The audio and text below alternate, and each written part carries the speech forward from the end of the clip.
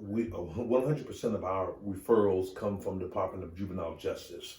So they get in trouble in the various communities around South Carolina. And so Department of Juvenile Justice will seek placement and they'll come here. It can be something as minimum as truancy, but it can be something as extreme as they've committed murder, they've carjacked, they've done all kinds of atrocities. And so because they're juveniles, we want to give them a second chance and try to correct themselves and get them back on the right track. But if they've committed a violent crime, whether it's, assault or murder, how do you keep the other young people safe from somebody who might have committed murder? Well, because we don't have weapons and all this, and we've got 33 rules that each one of these young men have to follow. Mm-hmm. And we're very strict, and we hold them at a stringent level to the rules that they have to abide by. We rate them every hour. We use a 3-point system, silver card, white card, and gold card.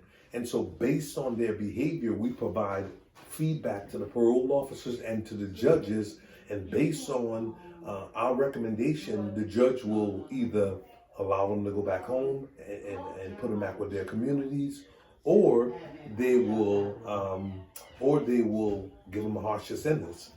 Now, if they mess up here, where do they go from here? If they mess up here, depending on if they don't follow the 33 rules that we hold them to, either we'll seek placement at a more stringent camp, or they can be potentially taken back to the Department of Juvenile Justice and have to do the rest of their time at DJJ. Mm-hmm. Now, this is not the only AMIKIDS in America, right? You've got other ones across the country? Yeah, we're across the country. We're in 17 states. Mm-hmm. And in South Carolina, we've got 7 other camps and location in the state of South Carolina.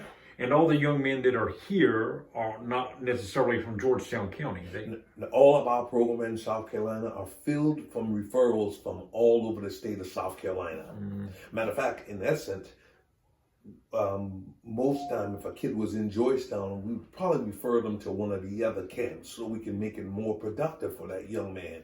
So one thing is the public can help you. Right now you're asking for the public's help a little bit. Yeah, so basically, Department of Juvenile Justice provides about 80% of our overall cost to run the program. So things like uniforms and toothpaste and soap and things that help us sustain the young man is not in our budget. So we're always looking for donors and contributors to help in our program to provide those necessities that those young men need so we can empower them to be better citizens.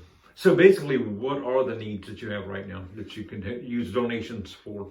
We can use donation for clothing items, personal hygiene items. We would love to have a gymnasium here so the boys will be able to, condition their bodies. I mean, we sporting equipment. We would love to have, a track. It's a bunch of things we would love to have. But the main thing right now, personal hygiene, clothing items, things of that nature would be a big gift and help for us. We're certainly, anyone can visit our camp. Our camp is open for tour at all times. Because guess what? 87% of the young men that come to this program, they do exceptionally well and go back to the community, and they never come back to another program. So we've got a very high percentage. We provide a multiplicity of service here: mental health service, dental service. We provide counseling, alcohol and drug counseling.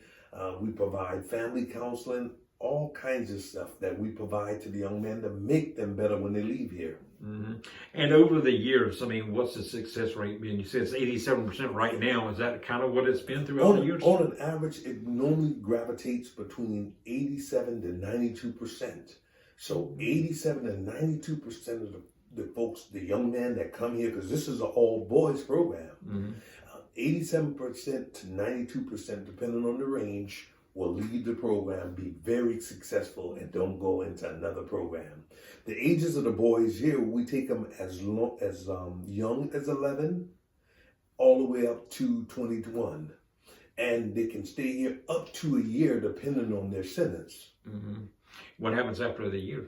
Well, if their time is up, they'll go back home to their parents or their caregiver. But does that depend on what the crime is? I mean, if you're talking about truancy and murder, I mean, does a murder suspect go home too? Oh, it just depends on, depends on. I mean, have you had any of those through the years? We haven't had Murder many, but suspects? we do get kids, we got kids from all walks of life. And Mm-hmm. so because they're juvenile, they come to our programs.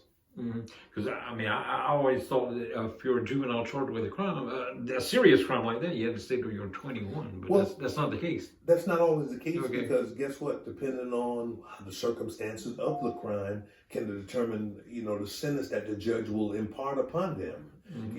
They could have been involved in something or they could have, was assisting someone. So the judge is always looking for good placement, and this is a great program.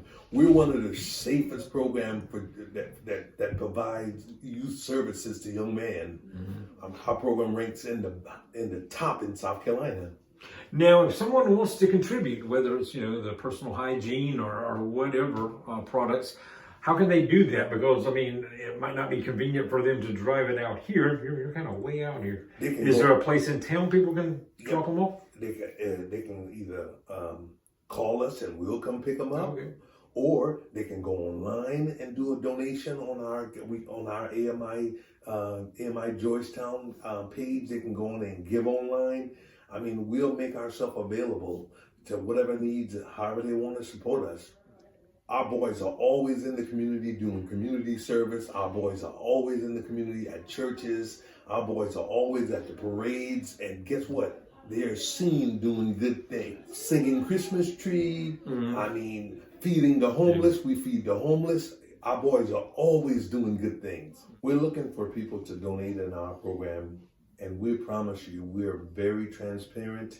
And 100% of the things that you donate will be used for the intended purpose. I mean, we want to make our boys better, but we can't do it without the community. And over the years, the community of Georgetown County have been phenomenal. Waynesburg County and the surrounding counties have really came to our aid. And so we're just looking for some more assistance in providing the needs, the short-term needs and the long-term needs of these boys. So anything you can do would greatly be appreciated. And again, kids first, our youth, we want to empower them to become better citizens.